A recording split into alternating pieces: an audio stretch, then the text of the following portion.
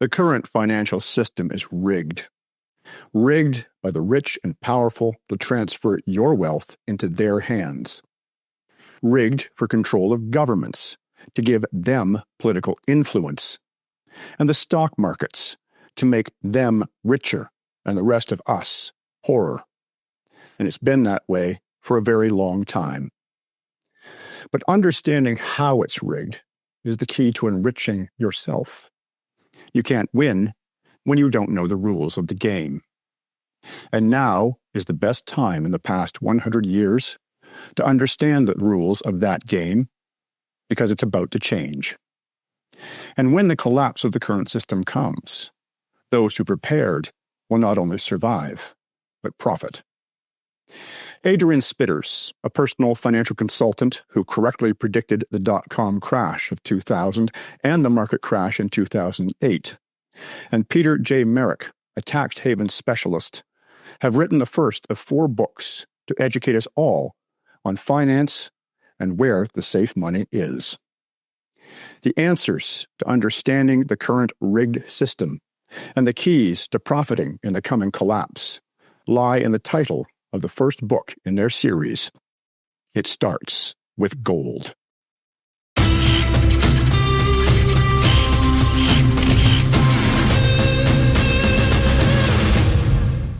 Adrian, Peter, welcome to the show.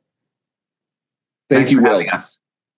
And I was so pleased, Adrian, when you forwarded me your book that you gentlemen have written. It starts with gold, because it is step 1, as we discussed in another interview recently, of 4 books you're writing that is really going to educate people as to what is going on in the world, financially, economically, and what's coming if we don't put a stop to it. But before we get into the book itself and the things that you've covered, both of you had wake-up experiences, because you talk in the book about sleeples, about the people who are asleep and don't really understand what's going on. And all 3 of us were sleeples at one point. My own wake-up experience didn't come until 2020. Now, Adrian, yours was earlier than Peter's, so I'm going to start with you. How far back you want to go? Because I've been sort of awake and being a bit of a rebel most of my life. I've done things, differently and looked at the world differently. But my initial real wake-up call, as far as something's wrong with the world, started in the financial industry, where what we're being told and what was happening were 2 different things. And I say 2000 with the 9/11 was one of my wake-up calls. And 2000 itself, the tech record, the dot-com bubble, was one of the ones where I discovered the manipulation in the markets and how the brokers were doing one thing to get people into stocks that had no real value. So that was a wake up for me. And then 2008 was another wake up for me. And I saw the world differently. And so I was already on that journey. And then in 2011, I started digging into Agenda 21. And that's when my journey really started to happen, trying to figure out, what was really going on, started looking into the Rothschilds, Rockefellers, and the manipulation. And then comes 2019, I saw the overnight lending rate, it froze, and something was going on there. And then 2020 hits, and I'm looking at, or 2019 actually hit. I was watching the bird flu outbreak in China. All the videos looked at the time, it didn't look fake, but I sort of looked at it like something's not quite right. But even though I was already awake to the overall agenda, I actually got bamboozled. I actually went out and got out masks and got N95. I got respirators, and that lasted for about I would say 2 weeks. And I said, wait a moment, something doesn't add up here. It's just too fake.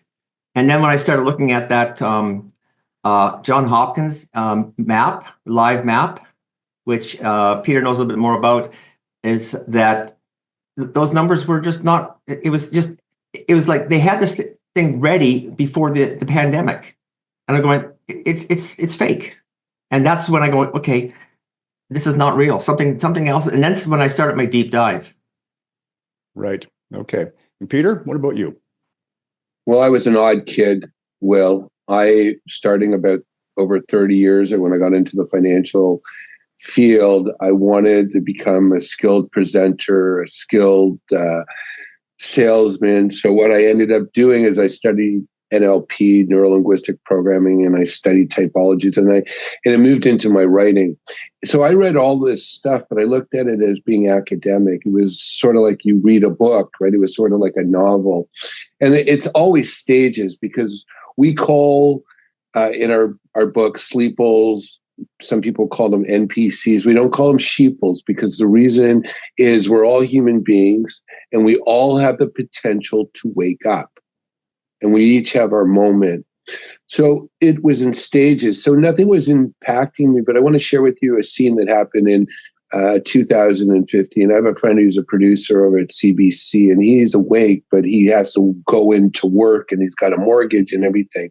And I remember him telling me, Peter, you don't understand what's happened in the culture. He's been censored because he's actually spoken out at CBC, but they can't get rid of him. But they definitely put him into the basement. And he was telling me this. I said, what do you mean? He said, you work with entrepreneurs. Because I'm a consultant, I deal with succession planning, I sell businesses, I pull money out of Canada. Like, I deal with entrepreneurs, and really what entrepreneurs are, they built a gate, such as yourself, around their lives, right? So they basically look at the government and all these things happening like a cold sore. You want to keep it under wraps, but it's not in your reality. Well, I had a life event back in 2019 where I almost died the same time that the overnight markets were starting to seize. And for your listeners who don't know what that is banks lend to each other at night, and they decided that they didn't trust each other, so they stopped lending. So the Fed stepped in, the Federal Reserve, which is a private bank, stepped in and was printing about $2 trillion a night to cover the shortfall, because the system would have collapsed. But it was all this stuff was happening. Well, the reason I really woke up, because I knew all this stuff, but it didn't impact me. And that's why most people don't wake up, and it started impacting me. I went back to Canada during the beginning of COVID. I saw the hospitals were empty. I was watching all these programs. I was seeing it in my real life. I had plans for my life, and things started happening. Things didn't make sense. And at that point, I went back to the US and I decided not to get the vaccine, because when I was a child, I met somebody who was a thalidomide baby. And for those of you who do not remember what that was, women who had morning sickness, they were given this drug that they said was safe and effective. And babies were born with doll limbs because they were given it during that point in their pregnancy. During morning sickness is when the limbs were forming. So that's why when women are pregnant, they do not smoke, they do not have mercury like tuna or anything like that. And I'm hearing things that just went out the window. And like you, Will, I don't believe you were asleep. I just don't think it impacted your direct life. Like, the government came in, like my friend told me when he worked at CBC, that I didn't know I lived in a different world. And it was true. The people I looked at, we did everything to keep the government away from us. Well, there was no way to escape it. And I got stuck in the States, and I went through a PhD. And thank God I met Adrian Spitters, because I had all this stuff happening inside me, and my cup was overflowing. And because of Adrian, he gave me a life back, because we were able to articulate all this stuff that we had known. And we're both on the West Coast, because it would not have been possible if I was in Toronto. I know that for certain. So my wake up moment was that, but not really until my good friend Larry, who we write about in the book, killed himself. He was a prosecutor for the Canadian government. He refused to get jabbed, forced into retirement. He was going to be made a judge a magistrate in transportation. They stole everything from him. He was a well-read man. He felt, they were going to come after him. And he basically said, like, I have no life, because all he had was his work. And he took his life. I spoke out.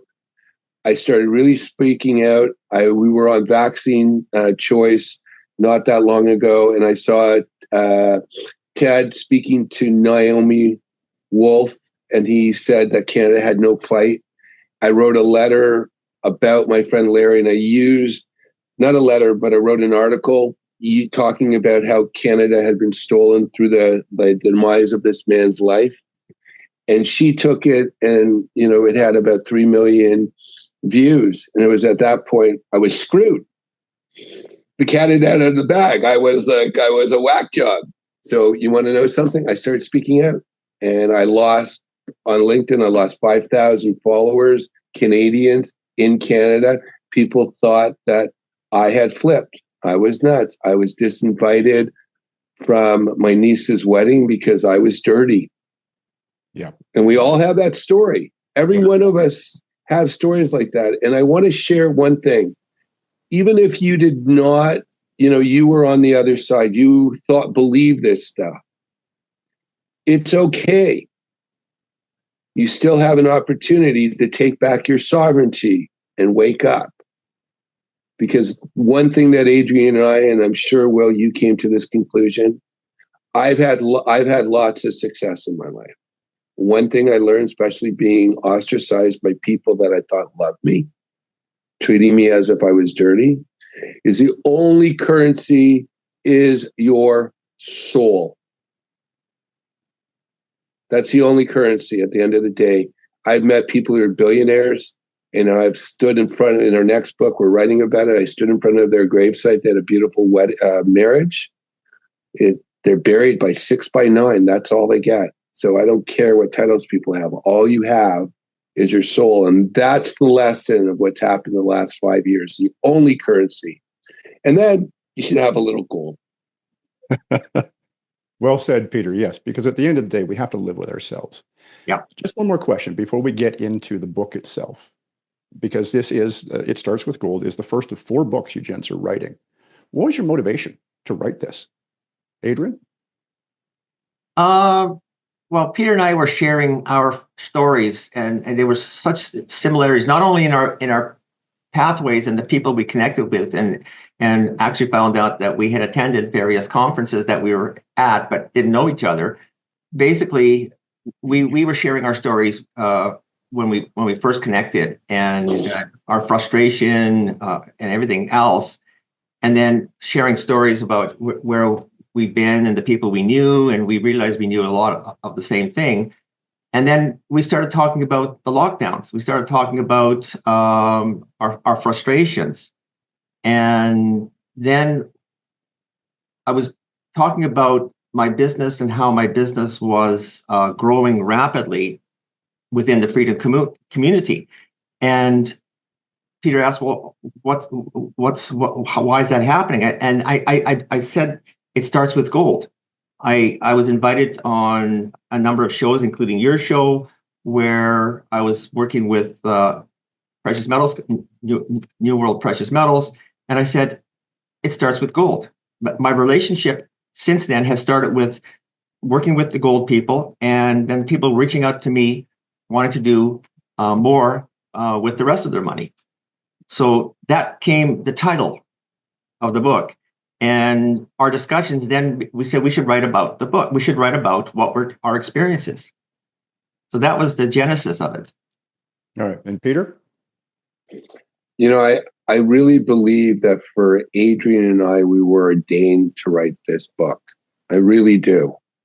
Because the way it came together, I had a lot of changes in my business over the last few years. I was very focused in Toronto on tax structures. And there was a certain tax structure that I would do that tax lawyers would call me up to implement. And that's all I did. Well, because of me speaking out and the fact that I wouldn't go back to Toronto and everything else, I switched over to cross-border, where I help people take their money out of the United States through various structures, because the U.S.-Canada tax treaty makes the United States for Canadians the best tax haven. And most Canadians don't know that. What was happening is I was just trying to figure my footing out, because it was pretty dramatic, like all of us. I moved, my career had changed.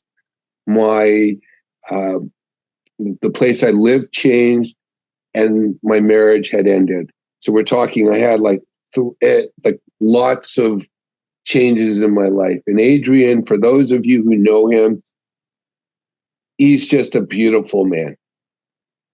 He's just a beautiful man. He just made it easier. And I was telling him that I wanted to write a book called Lie to Me. And Adrian was going to work on a book that he had written before called Who's Managing Your Money? And we just started talking, and we shared all these great experiences. And, it just flowed.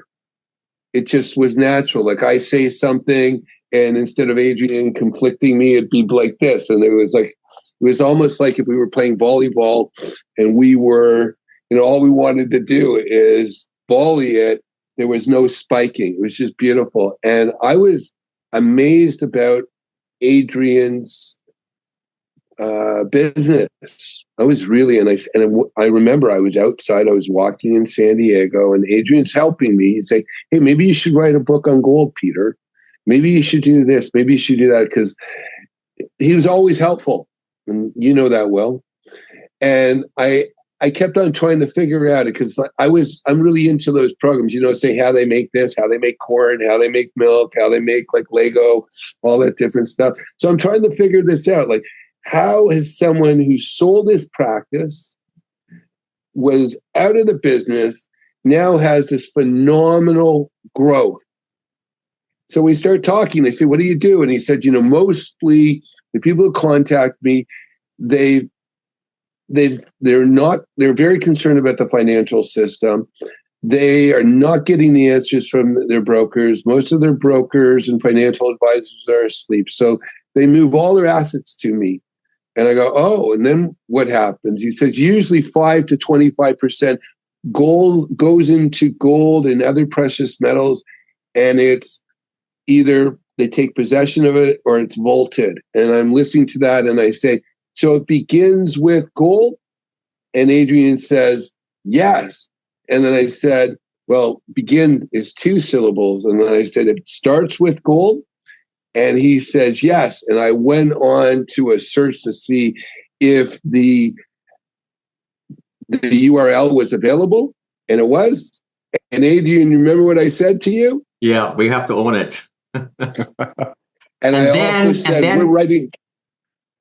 Finish it. And then we started talking about. Actually, we bought that, and then later on. Yeah, but before I bought it, I turned to you and I said, "What are we doing?" We're writing a book. We're writing a book. And I'm going, and I'm saying, like, silence, like, we're writing a book. I thought I'm helping you write a book. You opened your big mouth, Adrian. That's why. Yeah. Yeah, the penalty for competence is more work. You know that. Yep. Yeah. All right. But this was a labor of love, Will. A labor of love. Right. Now let's get into the book. You want to say something first, Adrian? Well, we'll talk about later, but the other titles came later when we had a defining moment, which we'll get to later in our discussion, because that's important how we came up with the other titles. Okay. So let's get into the book. Now, covering the entire 580-page book, this was a heck of an endeavor, gentlemen. In one interview would be impossible. I want to touch on the high points. And I've learned a great deal myself interviewing knowledgeable people such as yourself. I'm no financial expert, you know that, but I've learned a lot. But there was something in the book that I had never heard of that I think is a real eye-opener, people. Let's talk about 1930 Jekyll Island. Adrian, you want to start on that one? What part do you want to talk about? Because we made the connection in our research. Creation of the Federal Reserve Act. Peter knows more about that than me. All right, Peter, go ahead. Peter.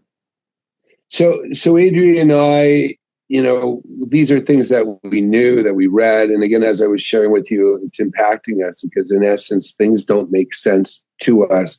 And we want to share because we realize we couldn't talk about viruses and, all these things.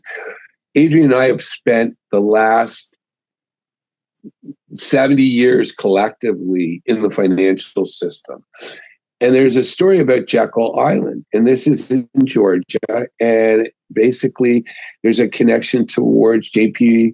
Morgan, that there was a meeting that happened where a quarter of the world's wealth, people who actually controlled a quarter of the world's wealth, got together in secret, and they hashed out the Federal Reserve. And what that was is taking away from the people of the United States the control of printing their money. And in history, when the United States was created, we had 2 attempts at banks that failed. I mean, private central banks, and my emphasis is private. And the reason they failed is, one, they were terrible for the people.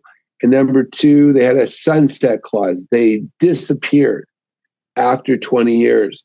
Well, they did something at that island, is they made sure that sunset clause wasn't there. And at that meeting, they took control from the people, because it was the elected representatives of the United States who controlled the printing press, and they gave it to a bunch of thugs who, if you look at that movement, those people who were there, they were also part of the eugenics movement. They were also part of pharmacia, which is the drug companies. Basically, they believed that we were children and at worst, useless eaters. And we were able to find that, because one of the big discoveries that Adrian and I did is the most powerful man in the room at Jekyll Island was also a founder of IG Farben. And IG Farben made Xylon B, which went into the gas chambers in Auschwitz and all the other extermination camps. And that company was broken up. It was a German company. It was broken up after World War II. And all the major drug companies, I'm not going to list them all, but you know them by heart, are IG Farben. So this Federal Reserve and this genocidal chemical company, which they call a drug company, was broken up. And many of our fellow citizens have things placed in their arms and in their bodies that actually is directly related to Jekyll Island. Right. And this is important for the viewers who don't quite understand what I'm getting at here. The Federal Reserve is a private central bank, very cleverly named to make it sound like it's run by the government, but it is not. And it is one of a group of private central banks around the world that are owned by these extremely wealthy people who want to use this economic system to control us all. A lot of people have come awake recently with the threat of CBDCs because they can see the direct connection of CBDCs to digital IDs to social credit scores, but they don't understand that there's been a financial control system in place for a long time under the private central banks. I mean, these are the people who came up with fractional reserve banking, the ability to create money out of thin air. So I want to start, when we could go back farther, because you gentlemen do in your book, but like I said, we don't have time to go through all of this. I want to start there. 1930, formation of the Federal Reserve by these extremely wealthy people. What is it that they were wanting? Yes. It was formed in 1913, the Federal Reserve. Oh, right. Sorry. So 1930. Yeah. So if you want to, you know what it is, Peter? It's my extremely poor vision. I'm looking at my notes. It says 1910 Jekyll Island. I saw 1930. So okay. There's my confusion. Sorry about that. Thank you for correcting me. So we go all the way back to 1910, Jekyll Island, the Federal Reserve being formed in 1913, and all these very wealthy people who were behind this. But it's a control mechanism for the economy, the financial system. So please explain what their plan was at that point in time. And then we'll move forward to get to where we are now. Control. The sheeple. We see that the throughout the sleeples. book. Control, control, control. It's just control. In essence, give us an illusion of control. Because one of the things I want to share out, and I'm going to bring this back to Canada, I actually thought like the Bank of Canada was owned and operated by the Bank of, the Canadian government, us. I didn't realize, in these things were private until the Mark Carney was brought over to run the Bank of England. I'm going, how does that happen? Like I can't be Prime Minister of England. Like, how does he become the head of the Bank of England? It doesn't make sense to me. And that's when I really started digging into it, when he became the head of the Bank of England, because it just didn't make sense, right? You would assume that it'd be a British subject who would run an organization like that if it was part of the when government. you understand the Federal Reserve, the Bank of Canada, Bank of England, these are all private central banks. Yes. Yes. So talking about control, though, because you gentlemen went into some detail in your book. Yep. What I'm looking for now is the nitty gritty of how that control. Like I said, people can see the direct connection between CBDCs, digital IDs, and all that. But it's not as clear when you go back to 1910, 1913, the Federal Reserve, the private central banks, the fractional reserve banking system, how that control was being implemented. I can share with you, and hopefully I have a memory because the book is 580 pages, is that they sat down and they had that meeting. And basically the US government would issue bonds and things. They basically controlled it. It was really faith in the government. At that point, what happened is they created the Federal Reserve, but just before the Federal Reserve, which basically you're paying a private entity for creating paper out of nothing, right? You give your life energy, your things, you sign it over, and you pay interest. Well, that interest has to get paid. So directly tied to the Federal Reserve, we in the book point out about the Income Tax Act in the States. And it wasn't ratified. There's no proof that it was ratified. There's no proof that tax was ratified in Canada and any other countries. But it's very convenient that when these banks actually came, when they were created, the Income Tax Acts came in. And they said it was a temporary act in both Canada and also in the United States. It wasn't temporary. And think about this. You need to borrow money, well, so you come to me and I can create money out of nowhere. You're the government. I create it out of nowhere and I give it to you. I'm not working. I'm not doing anything. I'm not creating anything. I just go and give you this make-believe. This is how crazy it is, make-believe. I give you a piece of paper that I say has value. And everybody else in the country now thinks that this thing means something, right? It's like it's official. It means something. It only means something because they believe in it. But now I need to get paid for it, for the nothing I created. So I'm charging you the bank rate. So now you have to pay me for something that I gave you that was worth nothing. And well, how are you going to get that money? You already don't have anything, right? Well, welcome to the income tax. And let's siphon it off of these individuals who are the common folk, are the citizens. And let's use big words because the purpose of big words should be to catch, not pitch. But let's talk about, I'm an economist, I'm this, I'm that.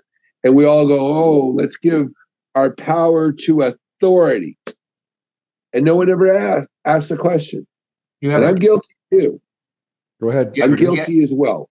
Do you ever notice that when we borrow money from the Federal Reserve or Bank of Canada, whatever, we never pay back the principal. We always only pay the interest and the loan outstanding. So they create this money out of thin air. So now they create this artificial obligation that we now are obligated to pay interest on.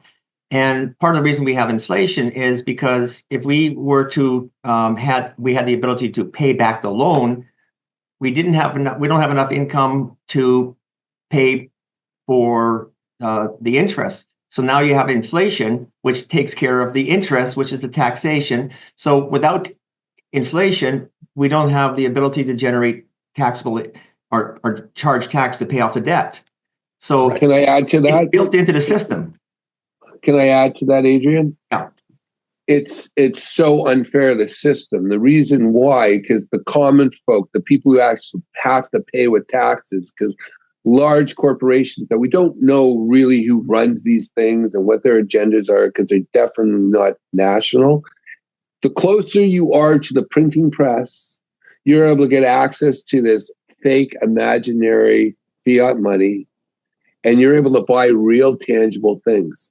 So for example, if I work hard and I'm a farmer and I go and get a loan, it's going to be a much higher rate than BlackRock. And BlackRock is able to get access to this fake money that's created out of thin air at the lowest price.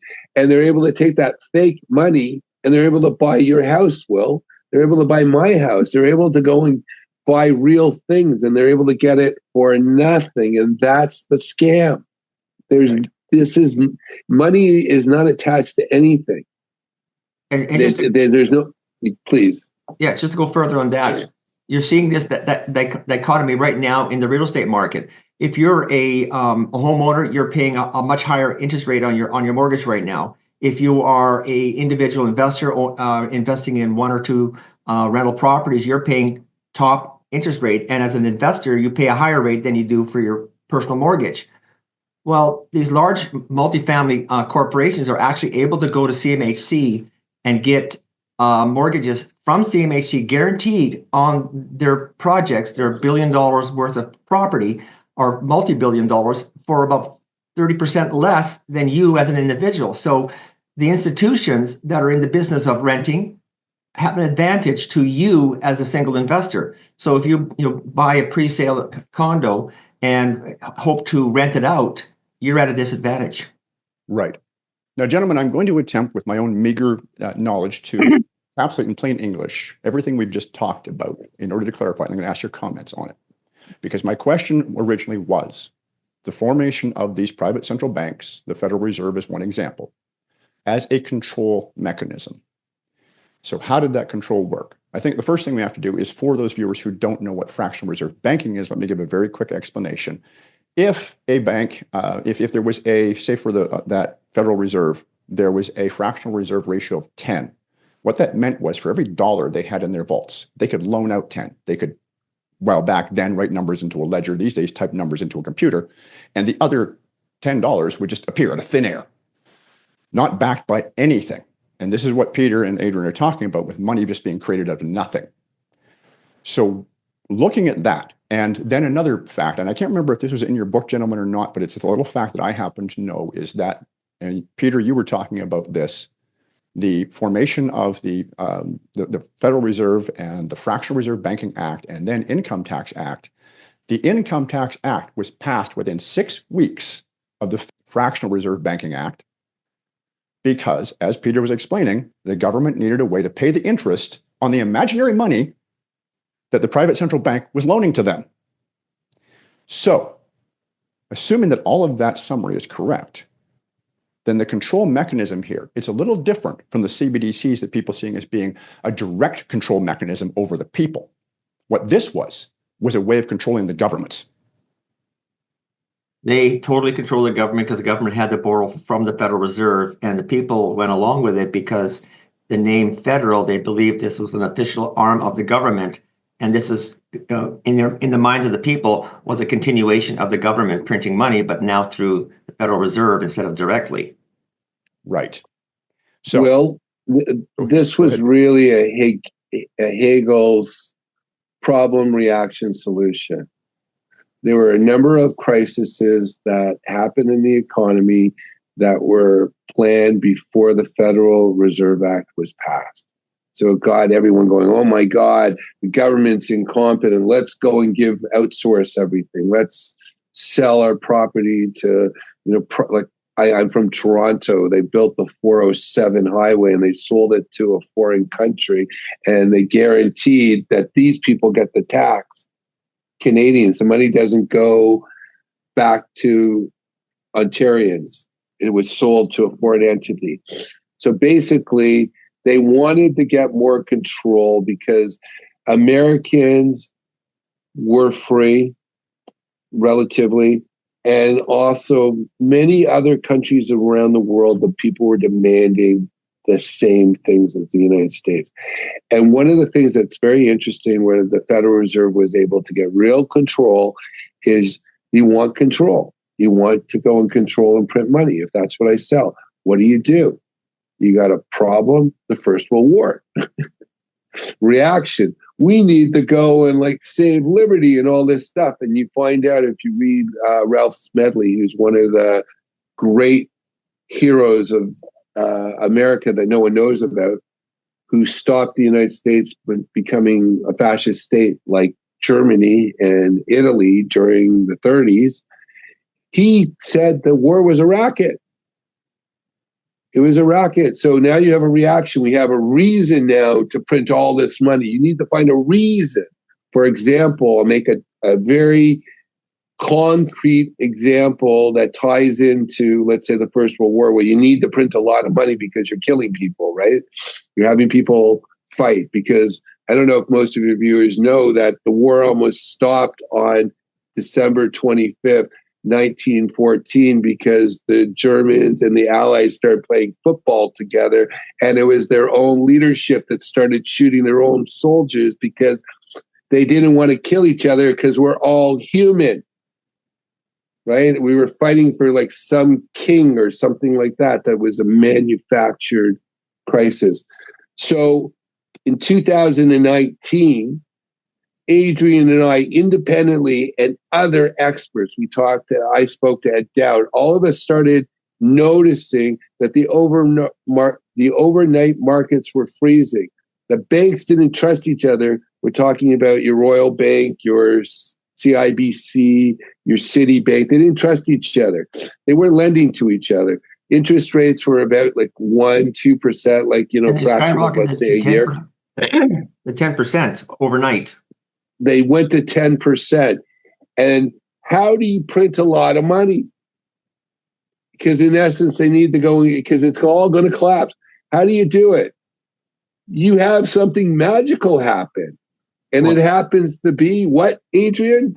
Well, the COVID narrative, because what happened is, back in 2008, the government bailed out the banks. 2008, the markets were collapsing, and we would have seen the end of the financial system in 2008 if it wasn't for the massive bailouts, the TARP and et cetera. So in the States, they had $750 billion bailout for the banks in the States. In Canada, we had a $90 billion bailout where our government took our surplus. I think we had about $50 billion in surplus, added another $40 billion, and gave all that money to CMHC to buy all the bad loans on the books of the bank. So in Canada, all countries were doing the same thing.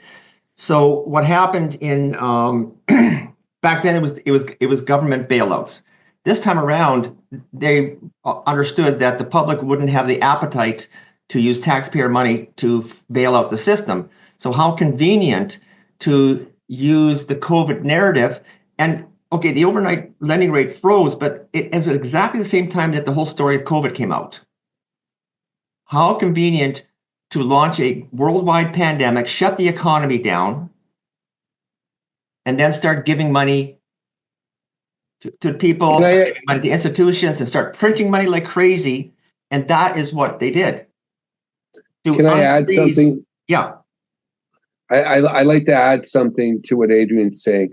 So in 2000, if those of you are old enough to remember, before 9/11 and everything, corporations started collapsing. You had Enron, you had Nortel. They started collapsing.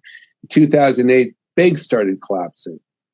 The main difference is in 2019, private central banks were starting to collapse. We're talking like the system. So you had like corporations like Enron and, like MIC and all these big billion-dollar companies, boom, they went bankrupt. And then you had banks that were about to go bankrupt, like AIG was doing all these derivatives and insurance and things like that. They almost went bankrupt and they got the bailout. And now you've got central banks. So we're at the end of the fiat system because it only works when people can borrow. And I don't know about most of the people here, but I can share with you that things are so expensive. and I feel anemic. Is like the cost of food, the cost of clothing, the cost of housing, everything has gone up so much.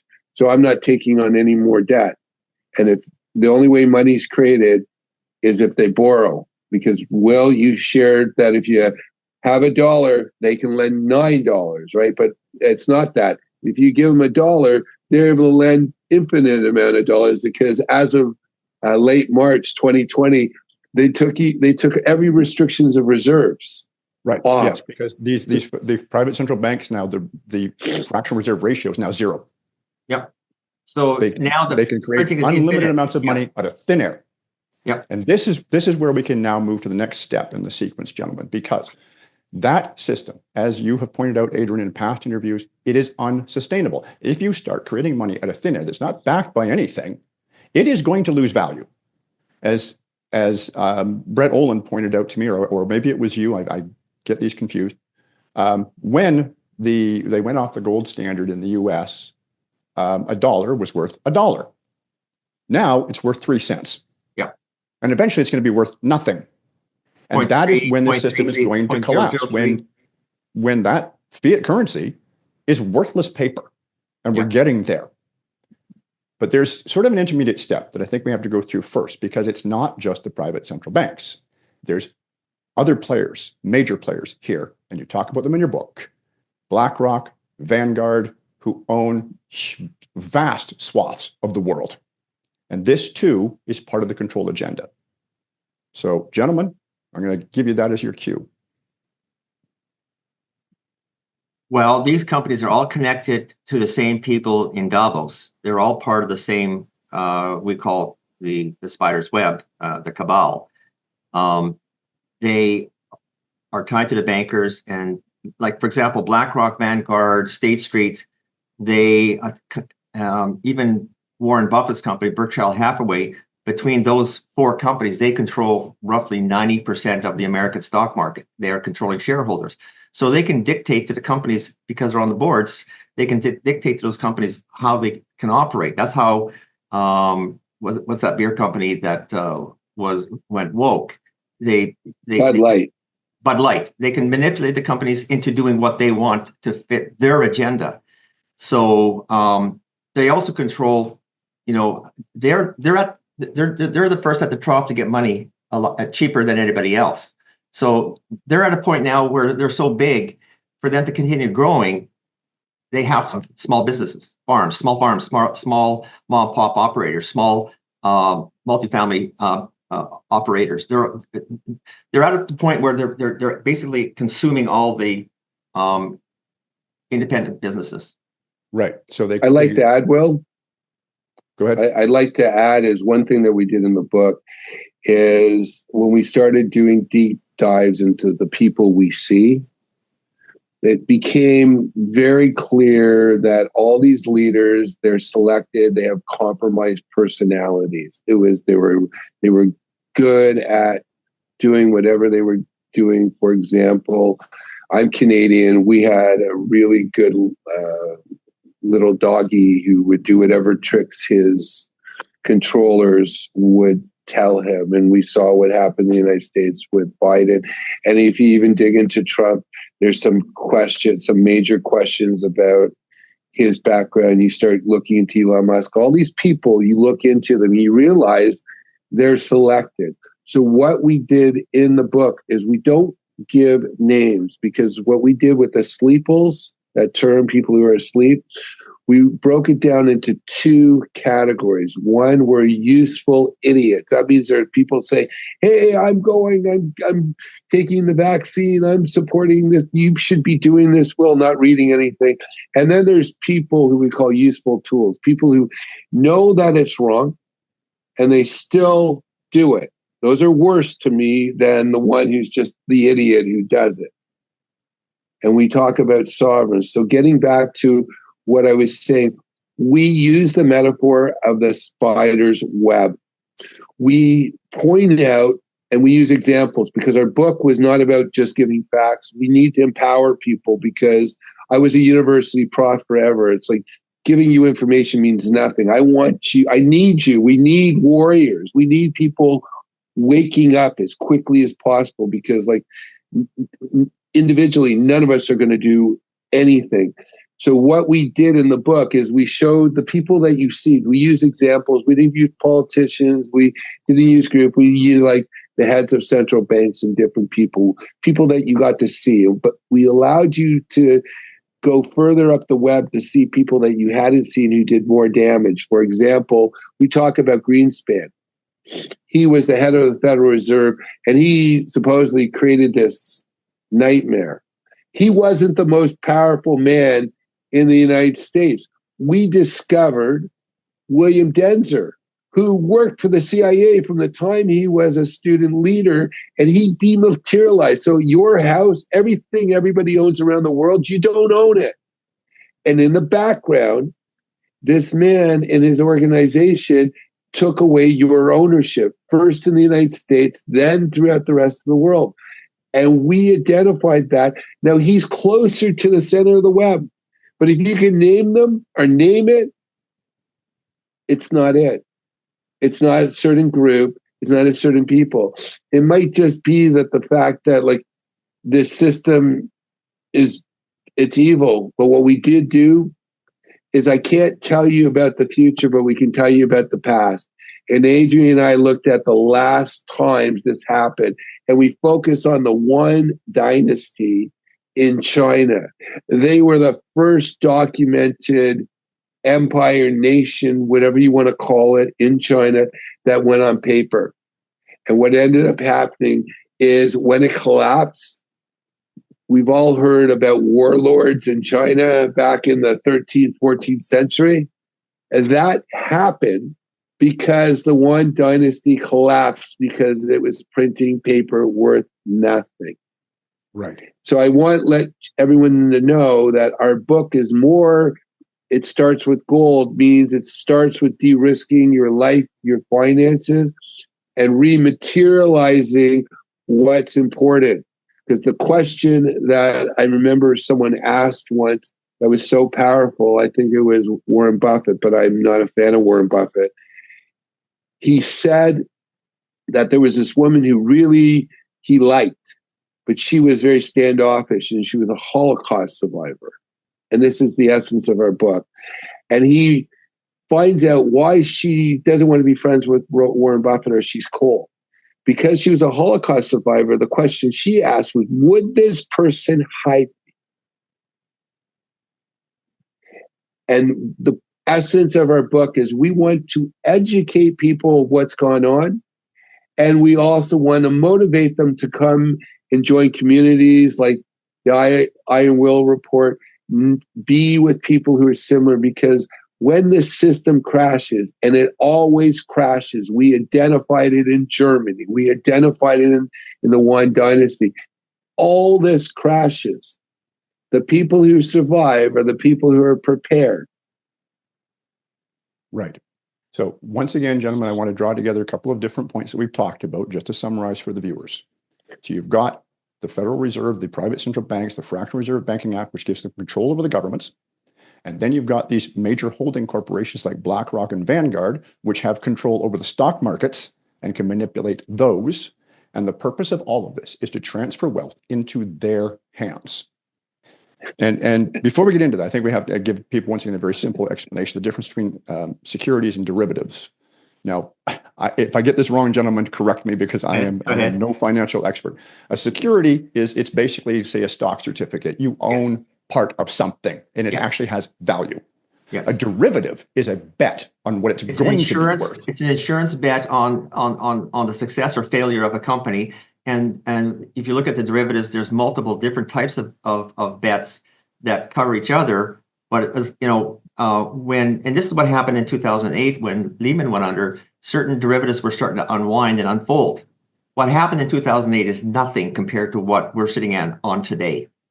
Yes, because as Peter all we're waiting is for one black swan, one spark, and it's all going to unravel.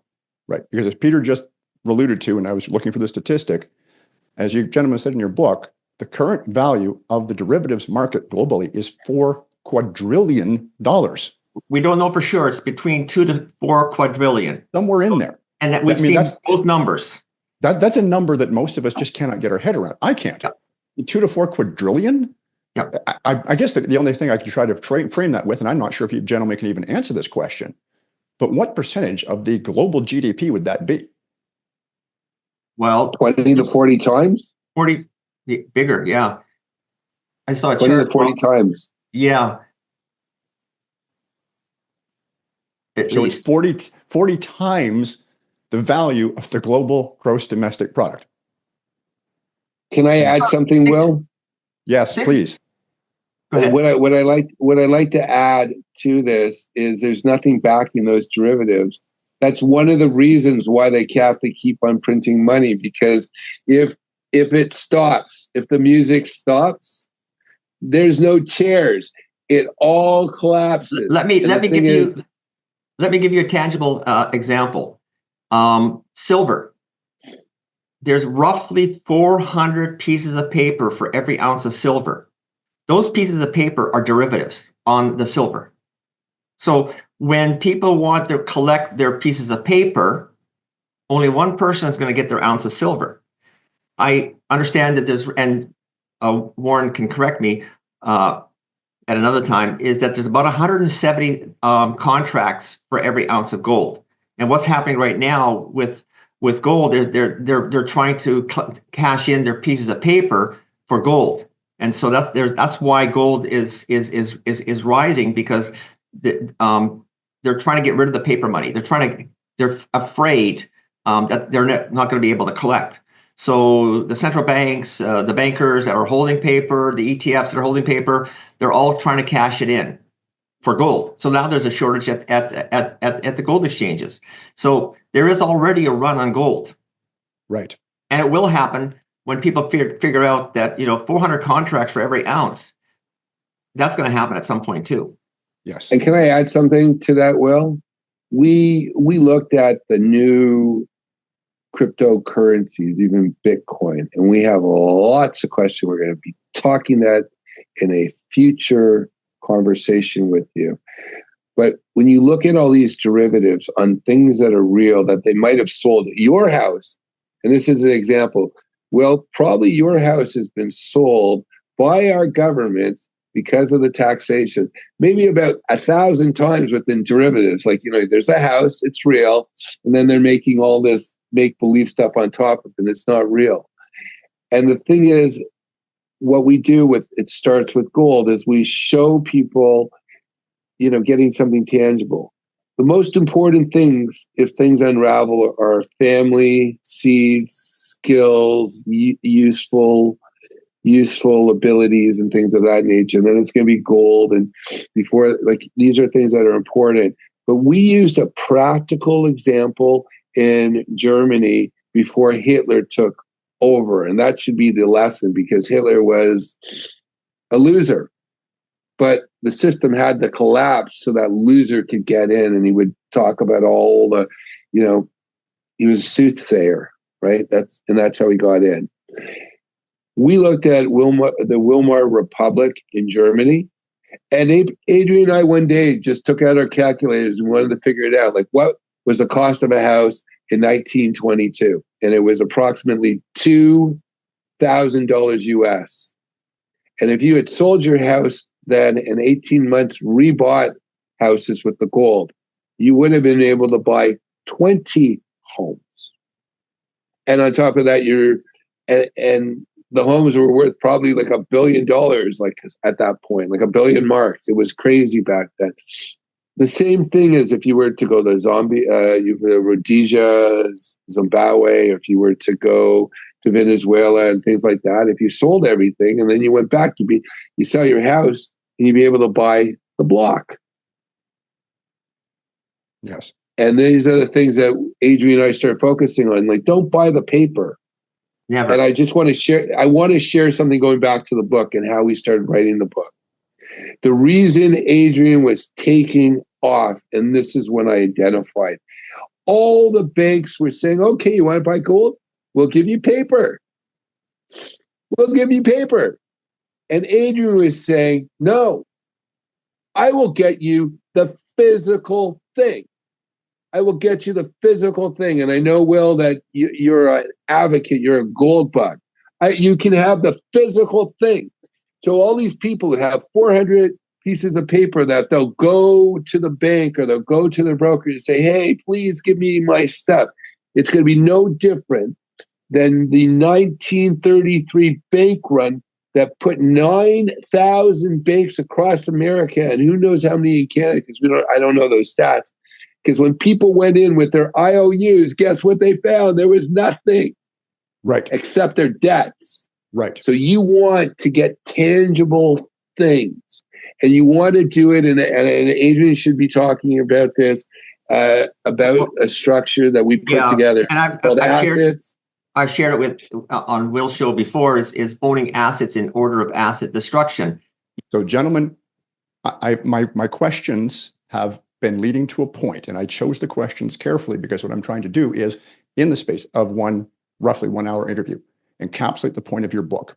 So let me summarize what we've gone over. And once again, if I'm getting this wrong, please correct me. We talked about the private central banks, the Fractional Reserve Banking Act, which has resulted in money being created out of thin air, money that has no real value. It's not backed by anything. Then we talked about Vanguard and BlackRock and the manipulation of the stock market and the derivatives out there between $2 and $4 quadrillion that are 40 times the gross domestic product of the entire world. Once again, nothing behind it. It has no value. There's one more piece of information the viewers need to know, and that's the FDIC and the CDIC, the insurance corporations that supposedly insure the money that you've deposited in the bank, except they don't have even a fraction of the value of what is in those deposits. It's less, I believe, when I looked up the CDIC, it is less than 0.02% of what is actually in the deposits. And so the conclusion that we come to is what these spiders, as you call them, the globalists, have done over the last 100+ years is they've created a financial system that's smoke and mirrors. It's nothing. It has no value. Yep. And this brings us back to, it starts with gold, physical assets that actually have real value. And Adrian, there's your cue.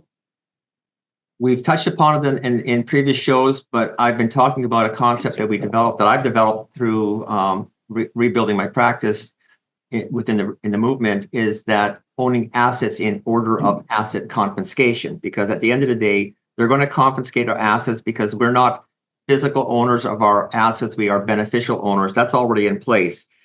What you want to be is ahead of the collapse. So you have money in the bank, in bank savings, that's subject to bail-in. So that's high risk. And then you've got your bonds, which are a next level. If it's held in a brokerage account, if the bank goes under, in the States, there are a lot of smaller banks that are going under. The bigger ones haven't yet, but at some point, our Canadian banks are going to go under. Your stocks and bonds, if they're held in a brokerage account, are commingled with the assets of the broker.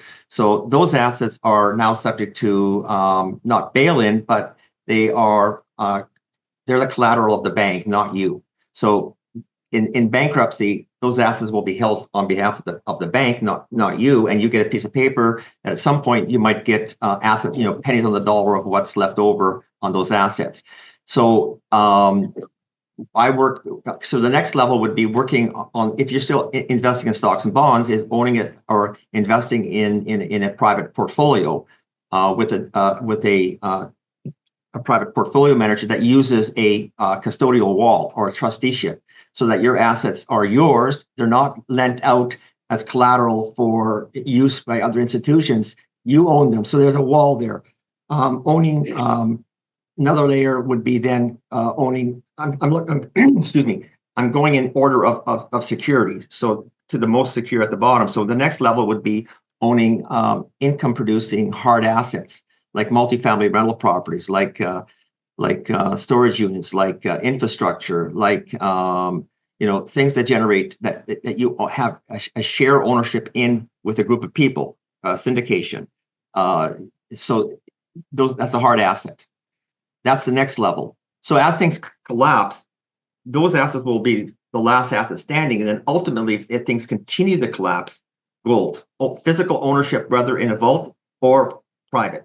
It's going to be difficult to have your net worth all sitting in your home or in the ground. So you really have to go to a vaulting service that's audited. I wanted to add to Adrian, because it really depends on the individual. We know that physical, tangible are most important. I have a bias towards mutual life insurance companies, because unlike stock traded companies such as RBC or Sun Life, the owners of the policies and of the instruments, they own the company. And what happened, which part of the greed that happened, is all these CEOs of insurance companies back in the 90s, they were making pittance, because the president of Manulife, before he demutualized, he made $600,000 a year, which was a good living. But the next year, when they demutualized the company, he made $15 million. So basically, the interests of those companies became controlled by stock market. So when it comes to assets and confiscation, it's always physical, and it goes down to personal too. And then it goes to, you want custodial assets. It's in your name, not in somebody else's name. You want tangible things that earn you income. And if you're going to be in regular types of investments, life insurance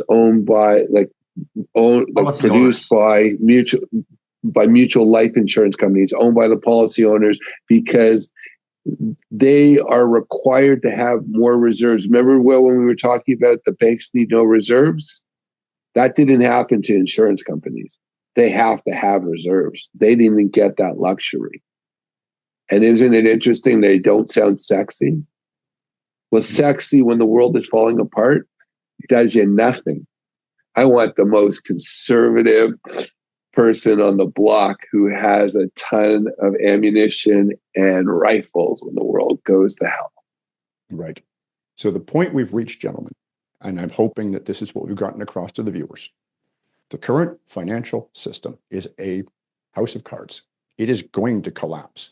Donald Trump's efforts to rescue the value of the US dollar aside, it might buy us a little time, but it doesn't matter, because the system itself is set up in such a way that eventually those fiat dollars have to become worthless. And when that happens, when the entire system collapses, the only real security will be, as you gentlemen pointed out, things that have actual value that you own a share in, or actual things, real tangible assets like precious metals, because the rest of it is just going to go up in smoke.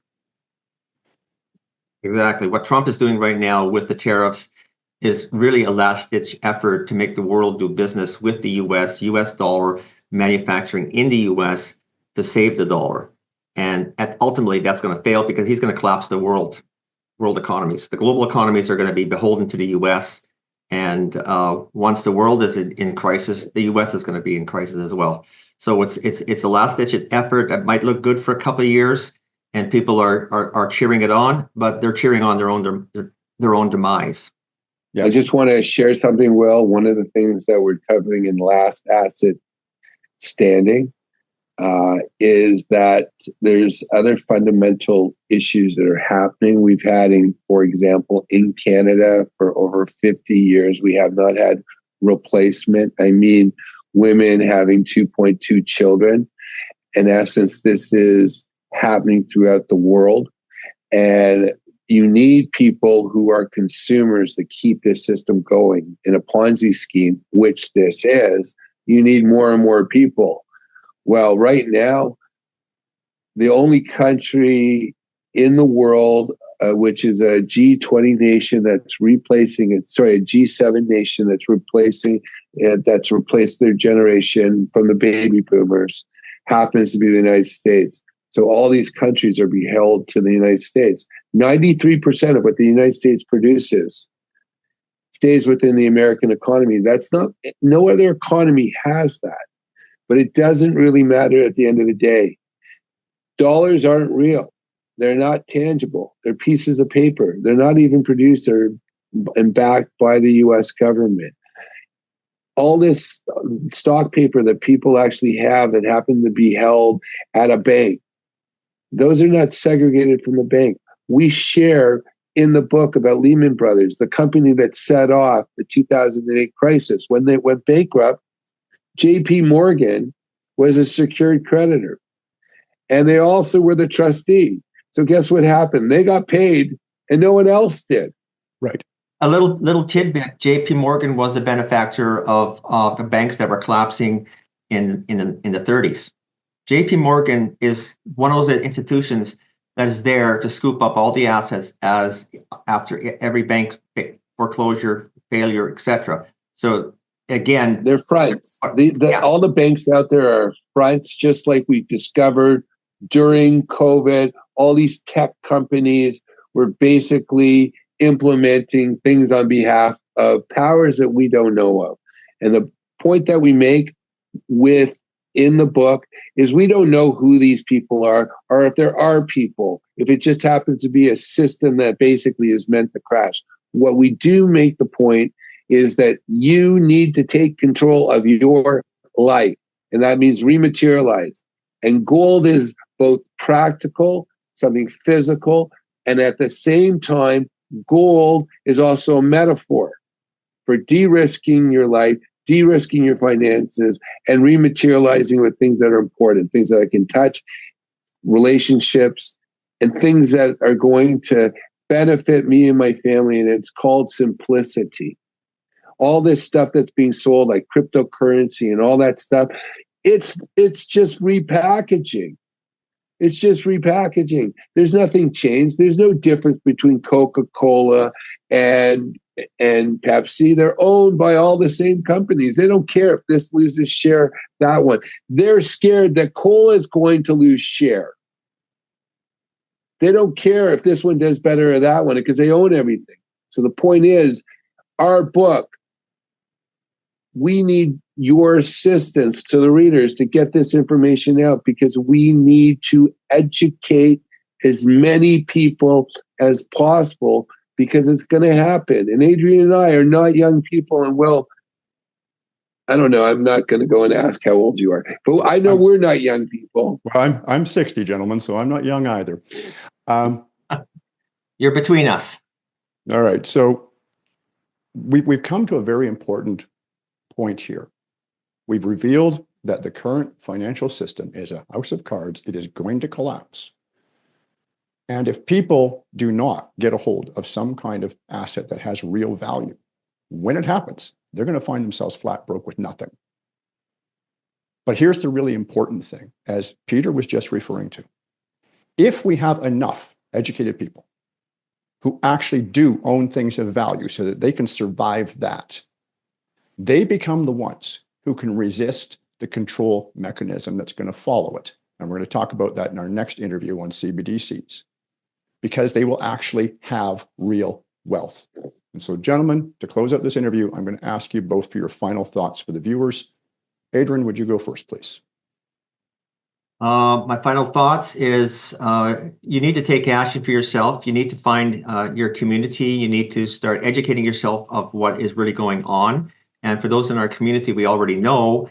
And I think we all need to do our part to educate our family, as difficult as it is, to educate our friends, and to be bold and spread the word that things are not as it seems, and that we are headed for some tough times. Peter? I want to invite all your viewers to join us on It Starts With Gold, and I want to share with the viewers what is very frightening is under the control mechanism, our book is being censored. We've had over a few dozen people who wrote reviews on our book on Amazon, and they haven't gone up. And we've reached out, and the message is being censored. However, the book is being purchased. We price It starts with gold at 99 cents Canadian and 99 cents American. We've given it cheaper because we are Canadian and we know how tight things are right now, because the message is more important than the men. Because as all of us agreed, we are not young men.